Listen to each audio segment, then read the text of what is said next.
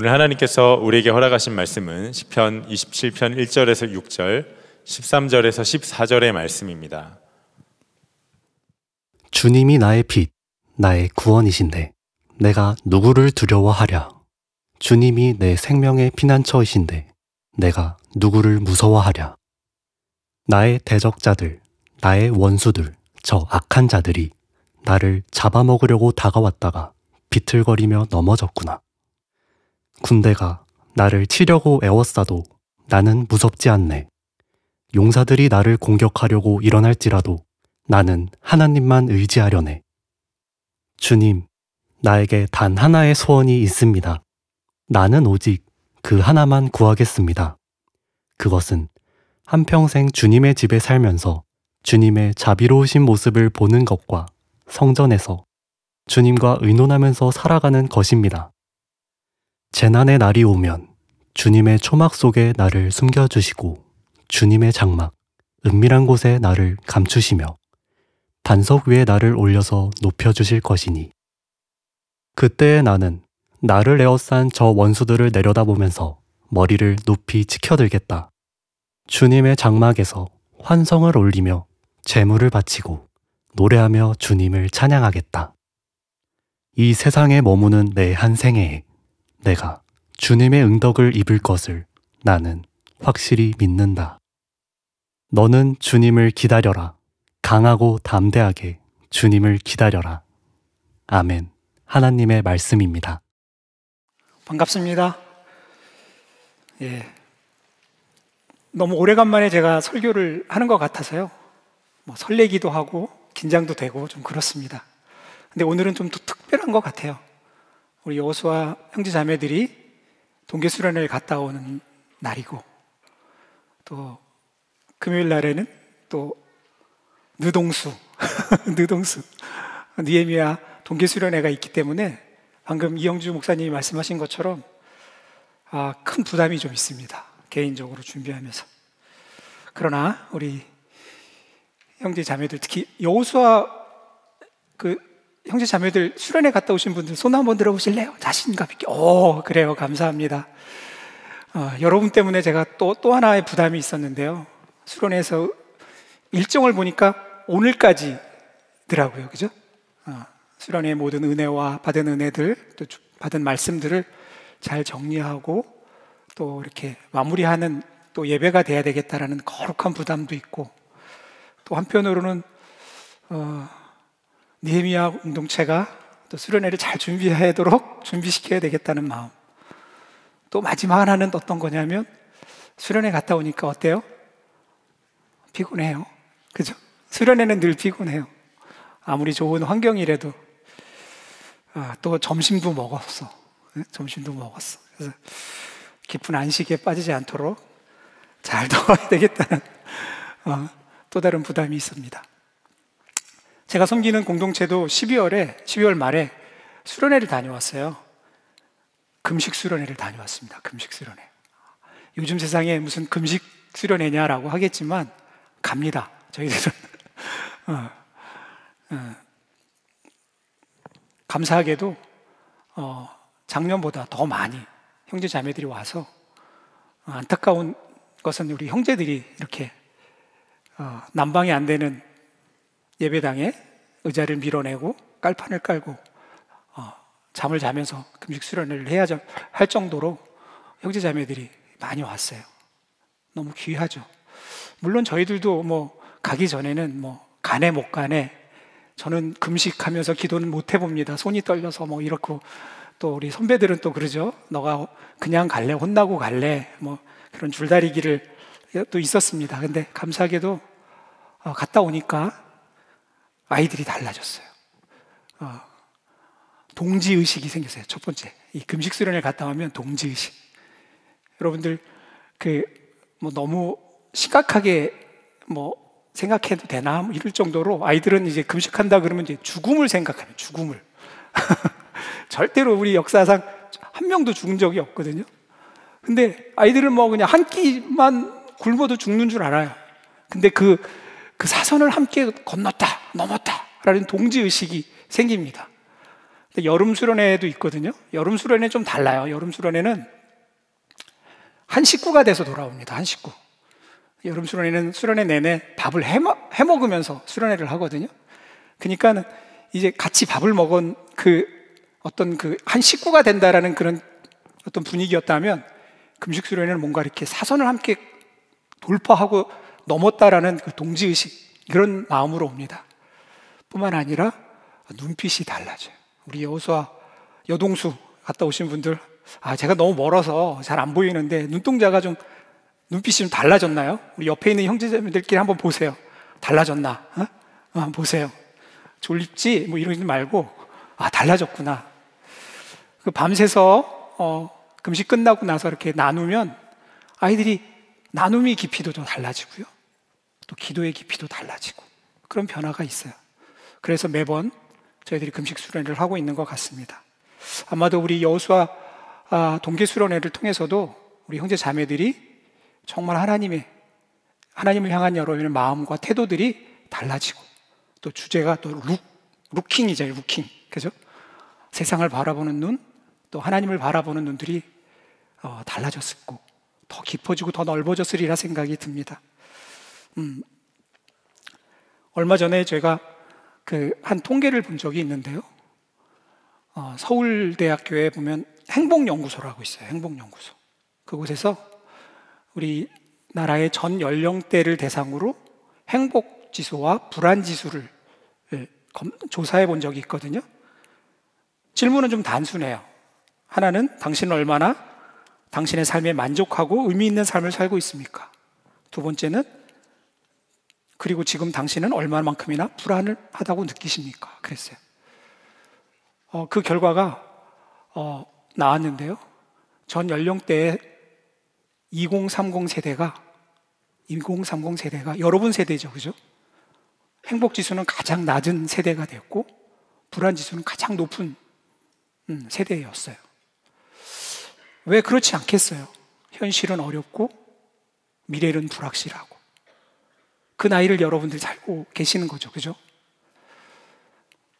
많은 기성세대 선배들에게 당신의 인생에 있어서 20살 때, 30살 때는 어땠습니까? 라고 물어보면요, 다들 그렇게 말하는 것 같아요. 저도 그랬던 것 같고요.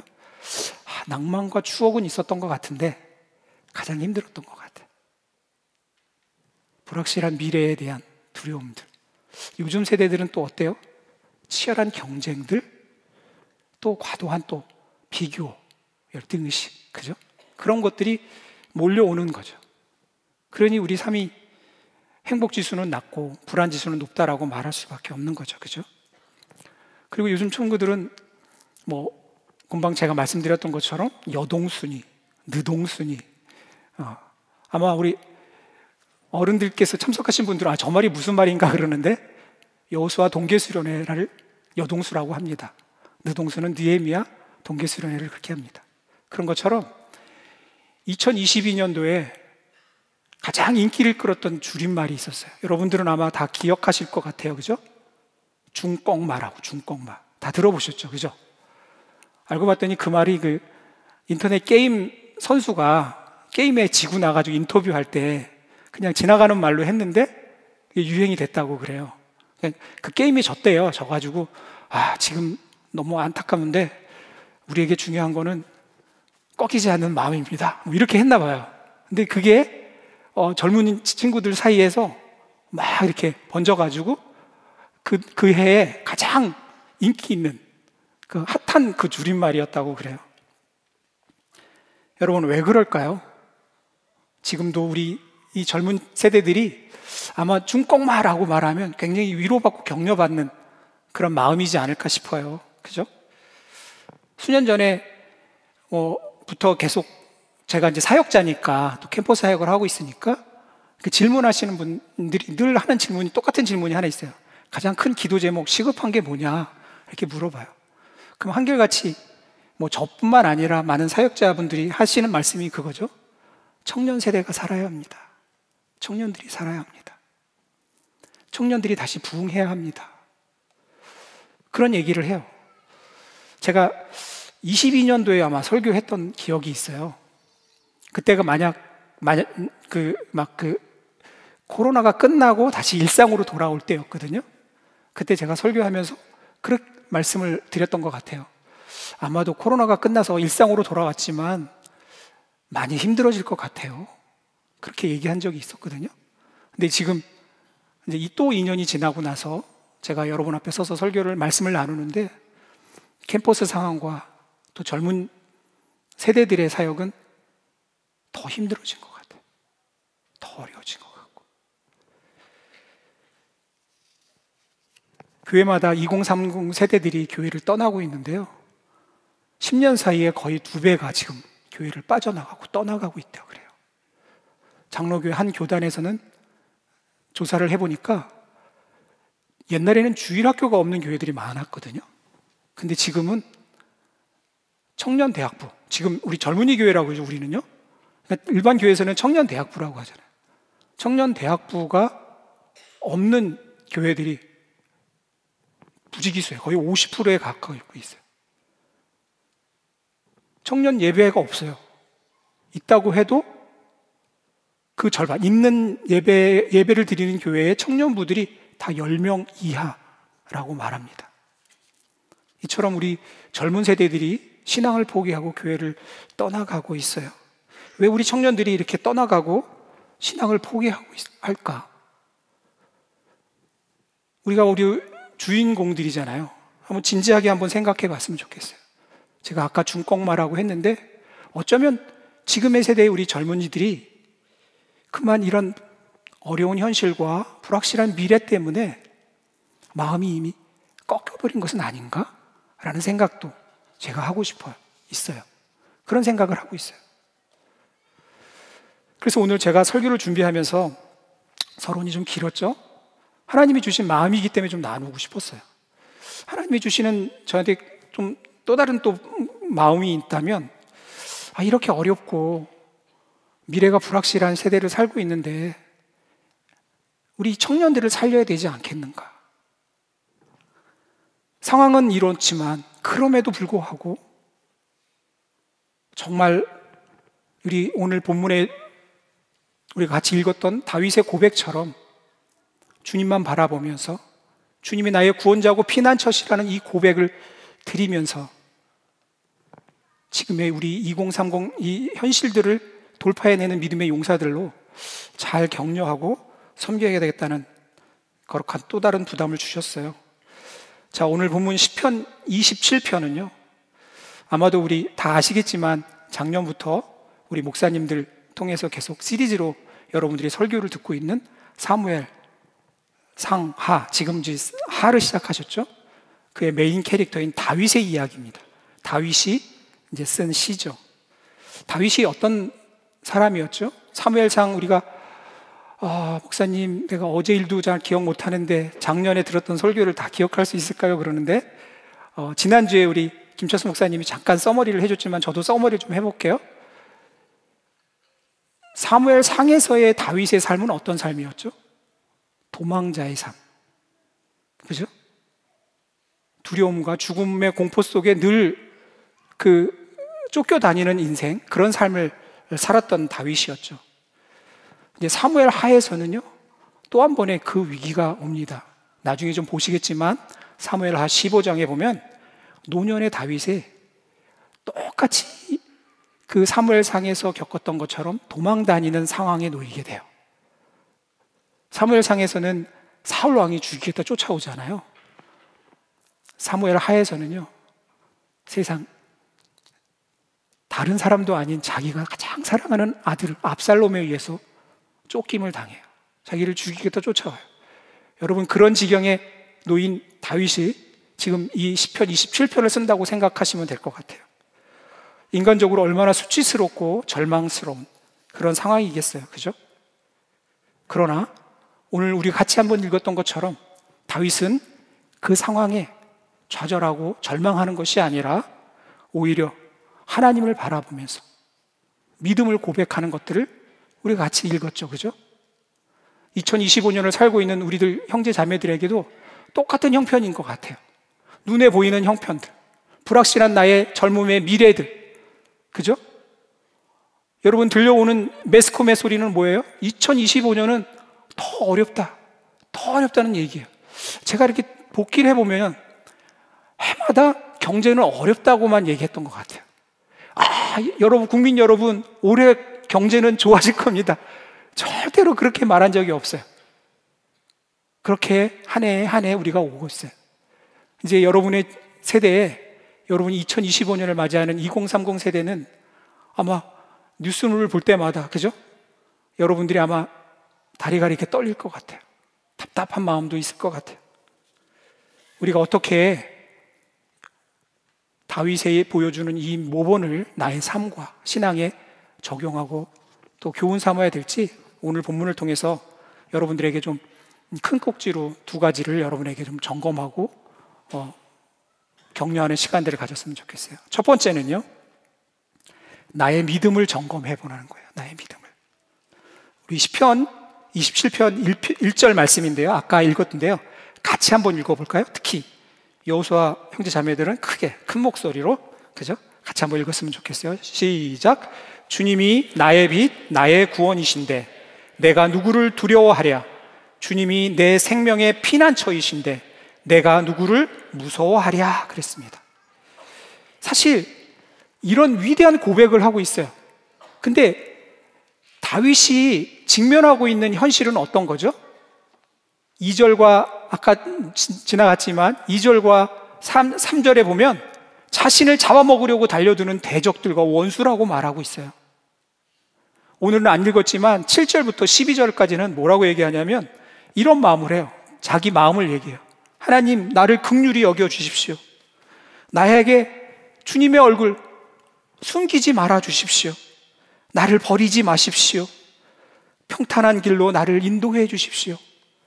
사실 다윗이 직면하는 현실은 너무나도 절망스러워요. 그런데 어떻게 1절에 이렇게 위대한 고백을 하고 있는 거, 아무 일이 없는 것처럼. 그렇지 않나요? 여러분, 지난 11월 달에 보면 11월 27일인가 하는 제 기억 속에 큰 폭설이 온 적이 한 번 있었어요. 그래서 제가 왜 기억하냐면 그날 메인 뉴스에 이 기사가 나왔거든요. 아마 여러분들이 11월 27일 날 폭설 때문에 학교가 휴강되고 또 직장에 늦게 가고 막 이런 일이 벌어진 적이 있을 것 같아요. 그때요, 용인 지역이 뉴스에 나왔어요. 그래서 제가 기억하거든요. 용인시 백안면에 전국에서 1위, 가장 많이 눈이 내렸다는 거예요. 무려 47.5cm가 왔다고 그러더라고요. 그 눈이 왔더니 어떤 일이 벌어지죠?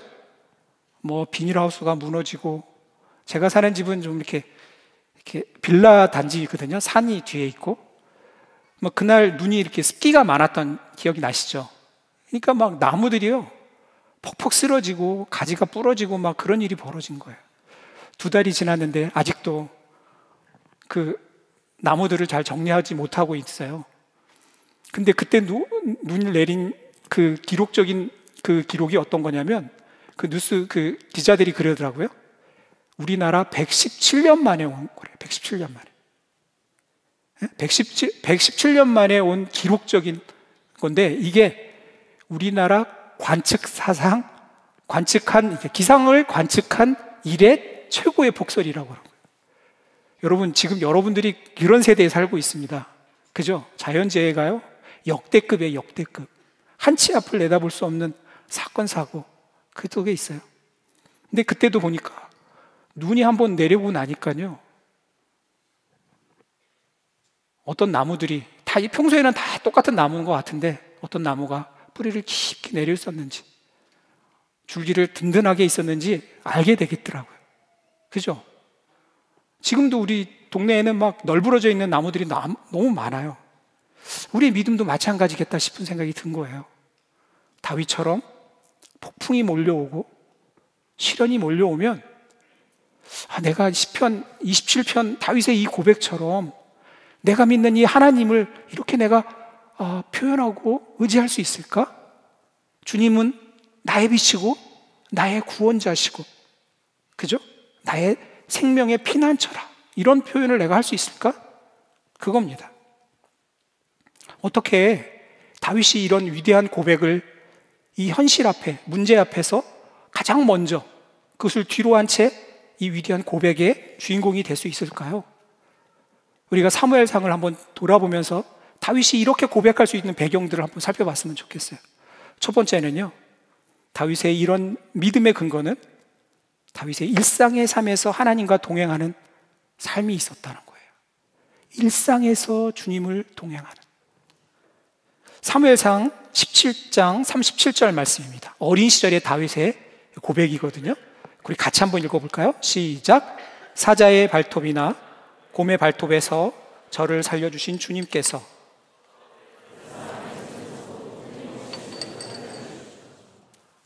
자, 기억나시죠? 다윗은 들판에서 어린 시절부터 양을 돌보고 있었어요. 근데 그 들판에서 자기 양을 잡아먹으려 오는 사자와 곰과 싸워가면서 무엇을 경험했어요?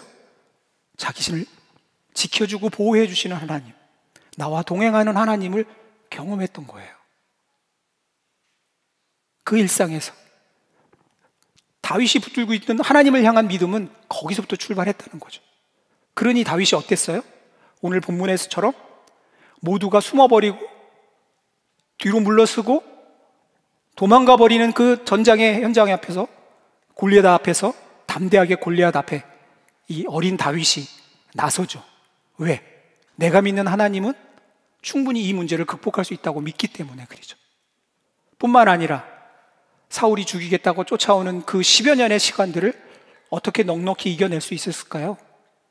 일상에서 경험했던 하나님, 일상에서 동행했던 하나님이 그와 함께 한다는 그 사실, 그 진리가 그를 견디게 해줬던 거죠. 아까 얘기한 것처럼 아들 압살롬이 쫓아올 때도 그 수치스러운 그 상황에서도 믿음을 포기하지 않았던 이유가 뭘까요? 일상에서 동행했던 하나님이 계셨기 때문입니다. 두 번째는 다윗의 이 또 다른 믿음의 이 비결, 이 위대한 고백의 비결은 영적 지도자와의 만남과 배움에 있었어요. 저는 이게 여러분들에게 좀 도전하고 싶은 내용입니다. 사무엘상 19장 18절 말씀입니다. 같이 읽겠습니다. 다윗이 그렇게 달아나서 살아난 다음에 라마로 사무엘을 찾아가서 그동안 사울이 자기에게 한 일을 모두 이야기하였다. 그러자 사무엘은 곧 다윗을 데리고 나요스로 가서 살았다라고 말합니다. 이 내용은 어떤 내용이냐면 다윗이 이제 드디어 사울 왕이 자기를 죽이겠다고 결단했다는 사실을 알고 이제 도망자 생활을 시작하면서 가장 먼저 찾아간 사람이 사무엘 선지자였다라고 얘기하는 거예요. 사무엘 선지자는 다윗에게 누구예요? 너가 왕이 될 것이야 라고 기름을 부어주시면서 이렇게 언약을 해줬던 사람이잖아요. 하나님의 뜻을 전해줬던 분이잖아요. 근데 살아보니까 형편이 그게 아닌 거예요. 왕이 되는 게 아니라 이제 내가 사울 손에 죽게 됐어요. 사울 왕 손에.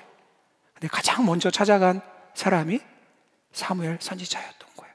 거기에서 뭘 얘기했겠어요? 오늘 본문에 보니까 뭐라 그래요?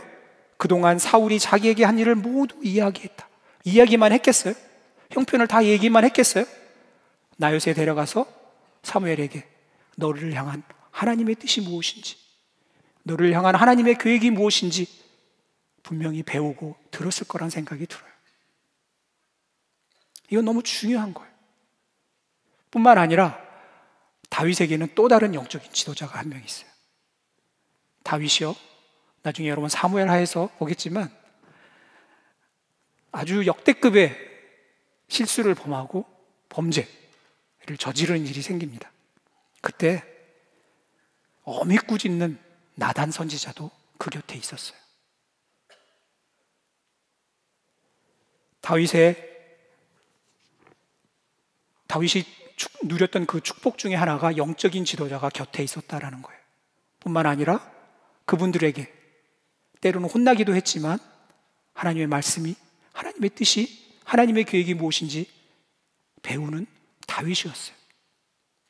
사랑하는 형제 자매 여러분들, 여러분의 영적인 스승은 누구이신지, 나에겐 영적 스승이 있는지, 내가 얼마나 하나님의 뜻이, 하나님의 계획이, 나를 향한 하나님의 큰 뜻이 무엇인지 내가 배우고 있는지, 이건 굉장히 중요한 점검 포인트라고 생각이 듭니다. 그리고 세 번째, 다윗의 믿음의 비밀이 하나 있었는데요, 이것도 여러분들에게 좀 도전 드리고 싶어요. 세 번째는 신실한 믿음의 동역자와의 만남이 있었어요. 우리가 너무나도 잘 아는 요나단이죠. 요나단. 사무엘상 23장 15절에서 16절 말씀입니다. 같이 한번 읽어볼까요? 시작. 사울이 다윗의 목숨을 노리고 출동할 때마다 다윗이 그것을 다 알고서 피하였다. 다윗이 광야 호레스에 있을 때에 사울의 아들 요나단이 호레스로 다윗을 찾아가서 하나님을 굳게 의지하도록 격려하였다. 격려하였다. 코가 빠져 있는 다윗, 절망하고 낙심해 있는 다윗을 찾아가서 요나단이 어떻게 격려했다고요? 야, 힘내, 중꺾마, 뭐 이게 아니라 하나님을 굳게 의지하도록 했다. 하나님의 의지. 너무 중요한 거예요. 너무 중요한 거예요. 다윗에게는 위기 앞에 자기를 지도해 줄 수 있는 영적 지도자도 있었지만, 이렇게 하나님의 말씀으로, 하나님의 위로로 격려해 줬던 동역자가 있었어요. 동역자. 제가 불편한 진실을 하나 얘기하면요, 기사연이라는 단체에서 기독 청년들을 대상으로 설문조사를 한 적이 있어요. 그래서 그 설문 내용이 어떤 내용이냐면, 너가 교회에 대한 너의 인식, 그리고 사회에 대한 당신의 인식, 그래서 이제 조사해가지고 보고한 내용이 있는데요, 한 가지가, 다른 내용들은 다 다른 것보다, 사회보다 교회가 좋다고 다 표현을 했어요. 근데 한 가지만 교회보다 사회가 더 많다고 답한 게 있는데요, 그게 뭐냐면, 당신의 마음의 친구는 어디에 있습니까? 이 질문이었어요. 교회에 더 있냐, 사회에 있냐 그랬는데요, 사회에 내 마음의 친구, 베프가 있다고 답한 사람이 2배나 더 많았어요. 저는 사역자의 한 사람으로서 굉장히 그 통계를 받아보면서, 물론 그것을 발표하는 교수님도 굉장히 당황해 하시더라고요. 우리 젊은 기독 청년들이 마음의 친구가 지금 교회보다 사회에 더 많은 거예요. 이걸 어떻게 답을 찾아야 될지 잘 모르겠어요. 저도 캠퍼스에서 사역을 하고 있지만, 우리 친구들이 이렇게 같이 예배도 드리고 같이 금식 수련회도 다녀오고 그러는데, 정작 마음을 터놓을 수 있는 친구는 여기보다 밖에 더 많았다라는 겁니다. 저는 굉장히 중요한 점검이라는 생각이 들어요. 굉장히 큰 도전이라고 생각해요. 그러니 교회를 떠나는 거죠. 문제가 생기면 교회에서 버티고 하나님 말씀 앞에 나오는 그 믿음보다는 베프가 전해주는 그 격려에 따라서 쫓아가는 거죠. 그게 아닐까 싶어요. 2025년도도 우리에게 시작됐고 열려 있지만, 아까도 계속 지금 반복되는 얘기지만 여전히 힘들다는 소리뿐입니다. 어렵다는 소리만 들려옵니다. 이럴 때일수록 우리 형제 자매들이 움츠려들고 뒤로 물러서는 것이 아니라, 우리 다윗이 고백했던 것처럼 좀 믿음으로 돌파하고, 믿음으로 이 문제들을 정말 하나님 앞에 묻고 구하고 나가는 믿음의 용사들이 다 되어야 되겠다고 저는 굳게 믿고 여러분들을 축복하고 격려하고 싶습니다. 큰 2번째 꼭지는요, 나의 예배를 점검하라입니다. 예배를 점검하라.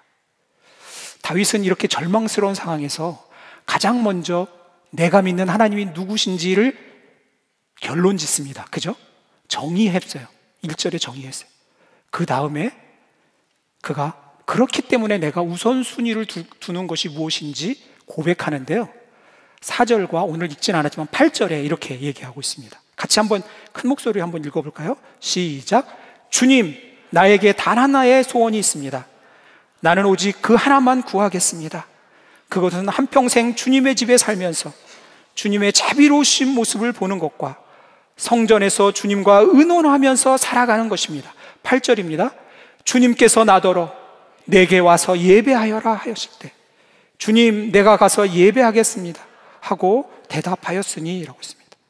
다윗은 인생의 위기가 오고 어려움이 올 때 세상의 방법들, 피할 방법들, 길들을 찾는 것이 아니라 바로 예배의 자리에 나왔다라고 얘기하고 있어요. 우리가 인생을 살다 보면 다윗처럼 뜻하지 않는, 원하지 않는 어려움들이 많이 몰려올 때가 많아요. 특별히 요즘 세상이 더 그런 것 같아요. 그죠? 자연재해가 뭐 너무 지금 온난화 때문에 역대급이에요. 다 기록을 다 넘어서고 있어요. 그죠? 뭐 사건, 사고도 마찬가지고요. 뿐만 아니라 여러분들의 미래들, 여러분의 지금 과제인, 그죠? 너무 불확실하고 더 어렵고 이런 상황들 앞에 있어요. 근데 문제는 뭐냐면 답을 찾지 못한다는 거예요. 젊은 친구들이 이런 상황 앞에 답을 찾지 못하니까 기나긴 방황을 떠나기도 하고요. 심지어는 아까 제가 통계를 보여드렸죠. 교회를 떠나버리는 거예요. 왜냐하면 세상이 더 커 보이거든요. 하나님께 내가 그렇게 외쳤지만 하나님은 내 기도를 들어주시지 않는 것 같고 절망스럽죠. 근데요, 이런 고백을 한 사람이 성경에 한 분이 계세요.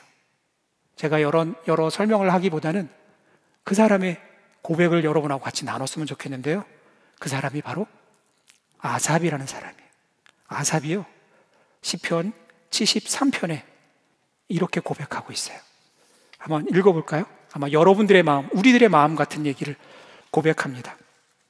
시편 73편 1절에 3절 말씀입니다. 같이 읽겠습니다. 시작.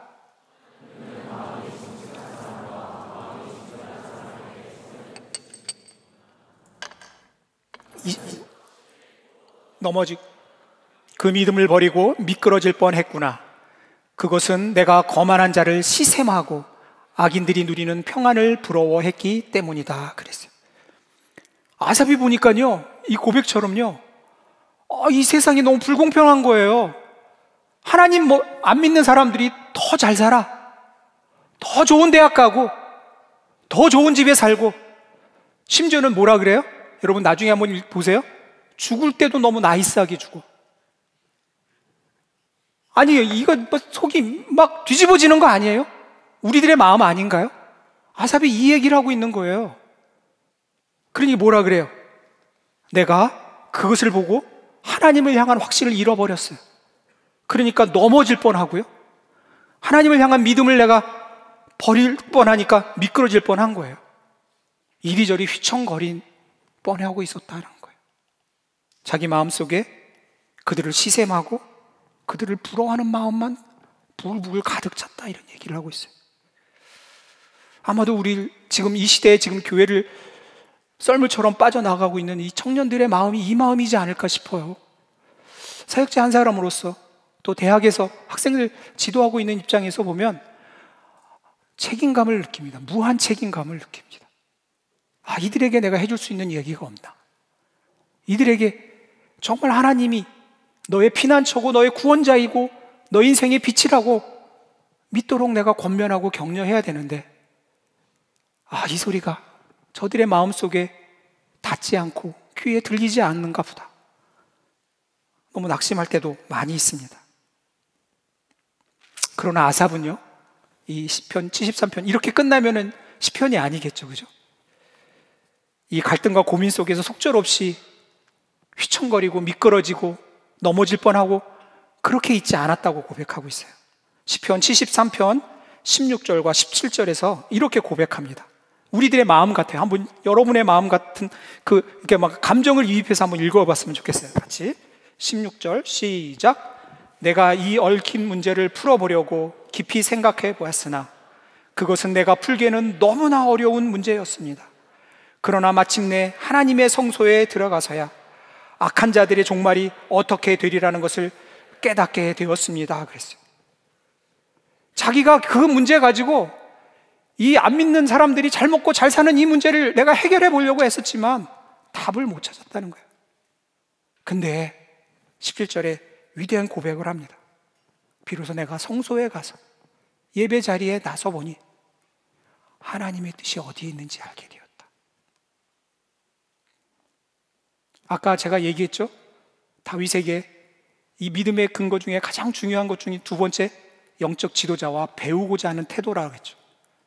하나님의 말씀을 배우려고 하지 않아요. 저도 우리 학생들하고 늘 새해만 되면 1학년들하고 씨름하거든요. 저희들은 이제 순장 교육이라 그러죠. 훈련을 시키는데 안 배우려고 그래요. 안 배우려고. 좀 이렇게 요새 친구들은 더 똑똑해지고 더 아주 지혜로운 것 같았지만 성경에 대한 무지해요, 사실은. 성경의 말씀에 뿌리가 없으면 아삽이 고백한 것처럼 보이는 대로, 들려오는 대로 흔들리고 그냥 휘청거리는 것 뿐이에요.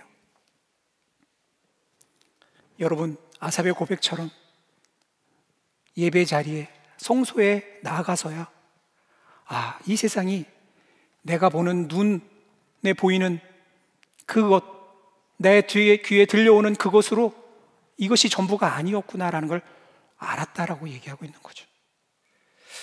우리 사랑하는 형제 자매들에게도 권면합니다. 여러분들의 보이는 이 세상들, 들려오는 세상의 소식들, 우리가 얼마나 사실 휘청거립니까? 안 그렇습니까? 하루에도 몇 번씩 속이 뒤집어지고 절망과 낙심과, 사랑하는 내 친구가 뭐 이렇게 잘 됐다는 얘기를 들으면 막 겉으로는 내가 박수는 치지만 뒤돌았으면 그죠? 한숨만이 나오는 거고 절망만 나오는 거죠. 핸드폰만 보면 왜 나만 빼고 다 잘 먹고 잘 사는지 몰라. 왜 애들이 요새 밥 먹을 때마다 이렇게 사진을 찍는지 모르겠어요. 그죠? 저희 집에도 그 한 명이 있거든요. 한 번은 제가 모르고 먼저 먹었다가 얼마나 구사리를 주는지 몰라요, 우리 딸이. 근데 왜 이게 찍냐 내가 물어봤을 때 친구들한테 보여줘야 된다는 거야, 친구. 외국에 있는 친구들도 좀 있거든요. 보여준다는 거야. 사람들이 막 자랑하고 싶은 거죠, 자랑하고 싶은 거. 근데요, 제 딸도 가만히 보면요, 집에서 먹은 거 안 찍어. 집에서 먹은 거 안 찍어. 근데 그게 뭐라고 우리가 거기에 흔들리고 휘둘리고 살아요. 그죠? 여러분, 사랑하는 형제 자매 여러분들, 그럴 때마다 지금 아삽이 고백한 것처럼 우리가 어떻게 해야 될까요? 예배자의 자리에. 여러분 너무 잘하셨어요. 너무너무 귀한 이 신년에 여러분들 예배 자리에 온다는 건 너무너무 귀한 거예요. 아까 우리 이영주 목사님이 저를 소개할 때 새가족반에 있다 그랬는데요, 제가 사역해 보니까 이렇게 신년에 저희 교회 많이 와요. 기나긴 방황을 끝마치고 오신 분들도 있고요, 또 전도받아서 오신 분들도 계시고요, 또 교회를 옮겨온 사람도 있어요. 아까 얘기한 것처럼 목사님 저희 교회에 더 이상 청년들이 없어요. 그래서 이렇게 오는 사람들도 있어요. 너무너무 귀해요. 너무 귀해요. 그래도 하나님 앞에 길이 있다고, 방법이 있다고 교회를 찾아오는 거죠. 신년에 내가 다시 신앙생활을 다시 한번 해보겠다고 오잖아요. 여러분들 오늘 끝나고 저기 왼편에 있는 성가대석에 제가 미리 광고합니다. 오시면 그 초록색 조끼를 입으신 분들이 호련히 나타나셔서 여러분들을 안내하실 겁니다. 그분들 참 괜찮습니다. 제가 이렇게 예배 참석해서 이렇게 제 뒤에 앉아보면요, 외롭게 예배드리고 호련히 가시는 분들이 사실 있어요. 오늘 이 자리에도 계실지는 모르겠어요. 근데 여러분, 교회 오신 것만 해도 굉장히 큰 용기고 순종이라고 제가 칭찬하고 싶은데요, 또 하나는 뭐냐면요, 새가족반에 오시는 거예요. 팀에 오셔서 여러분 등록하시고 여러분의 신앙을 또 이렇게 도움받는 여러분들이 됐으면 좋겠어요. 결론입니다.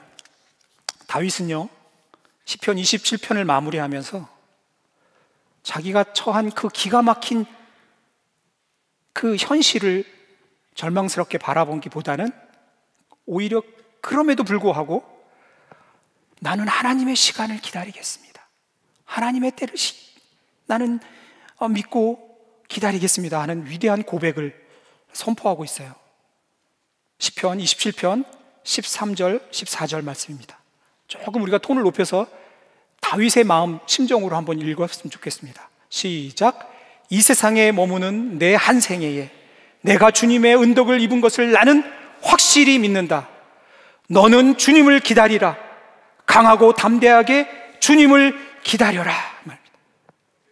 다윗의 이 위대한 고백은 2025년을 살고 있는 지금 불안한 시대와 힘겨운 현실을 맞닥뜨리고 있는 사랑하는 형제 자매들을 향해서 하나님께서 주시는 언약의 말씀이고 위로의 말씀이기도 합니다.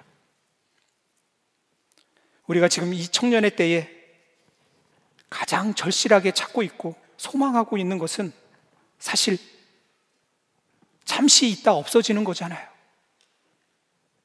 이따가 우리가 같이 찬양으로 고백하겠지만 정말 무엇이 영원하고 무엇이 정말 진리인지 붙들고 가는 우리 청년들이 됐으면 좋겠어요. 이 시간에 한번 이 마음, 다윗이 시편 27편 13절 14절에 이 시편을 마무리하면서 위대한 자기의 고백들, 세상을 향해서 말한 것 같지만 14절은 스스로에게 얘기합니다. 너는 주님을 기다려라. 강하고 담대하게 주님을 기다려라. 하나님 앞에서 이미 꺾여버린 마음들이 있으십니까? 절망하고 움츠려 있는 여러분들도 계십니까? 아까 아삽처럼 정말 이 세상 돌아가는 것에 내가 아무리 생각해봐도 답을 못 찾겠어 혼란스럽고 미끄러지고 휘청거리고 있는 형제 자매들이 혹시 있으십니까? 이 시간에 여러분들 그 마음들을 우리 이 찬양을 같이 함께 부르면서 하나님 앞에 나아가는 시간들을 먼저 가졌으면 좋겠습니다. 이 시간에 잠깐 우리 다 같이 한번 일어나서 이 찬양을 기도하는 심정으로 같이 불렀으면 좋겠어요. 다 아시는 찬양인데요, 한번 이 찬양 한번 찬양하도록 하겠습니다.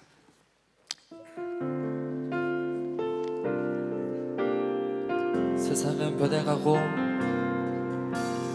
세상은 변해가고 소망은 힘을 잃어도 변함없이 붙드시는 그 구원의 손길, 폭풍이 몰려와도 두려움 물러가네. 우릴 위해 싸우시는 그 손을 의지해. 이 땅에 오직 주밖에 없네. 그 무엇도 나를 채울 수 없네. 주님의 평화 내 안에 있네. 그 누구도 빼앗을 수 없네. 이 땅에 오직 주밖에 없네. 그 무엇도 나를 채울 수 없네. 주님의 평화 내 안에 있네. 그 누구도 빼앗을 수 없네. 이 세상 어디에서 평안을 찾을 수 있나. 목숨까지 내어주신 그 깊은 사랑을 우리가 바래왔고 꿈꾸어왔던 미래가 그 한없는 사랑 안에서 열리고 있네. 이 땅에 오직 주밖에 없네. 그 무엇도 나를 채울 수 없네. 주님의 평화 내 안에 있네. 그 누구도 빼앗을 수 없네. 다 같이 오늘 주신 말씀 붙잡고 함께 기도하겠습니다. 오늘 이 자리에 2025년이 시작되었지만 여전히 난감하고 어려운 현실의 문제들과 불안한 미래로부터 오는 두려움과 걱정들과 힘겨운 영적 싸움을 보내고 있는 형제 자매들이 있을 줄 압니다. 이 시간 우리 함께 오늘 주신 말씀을 의지하며 나를 하나님께 온전한 믿음으로 나아가게 하지 못하고 있는 나를 둘러싼 이 두려움들과 현실의 문제들, 그리고 걱정들을 나의 구원자 되시고 나의 피난처 되신 하나님께 믿음으로 올려드리는 기도를 하겠습니다. 다 같이 주여 함께 부르시면서 기도하겠습니다. 주여 하나님 아버지, 아버지 주밖에 없네. 그 무엇도 나를 채울 수 없네. 주님의 평안 내 안에 있네. 그 누구도 빼앗을 수 없네. 이 땅에 오직 주밖에 없네. 그 무엇도 나를 채울 수 없네. 주님의 평안 내 안에 있네. 그 무엇도 빼앗을 수 없네. 전능하신 하나님 아버지, 2025년의 새해를 하나님 안에서 이렇게 새로운 도전과 희망으로 다시 시작하게 하여 주시니 감사합니다.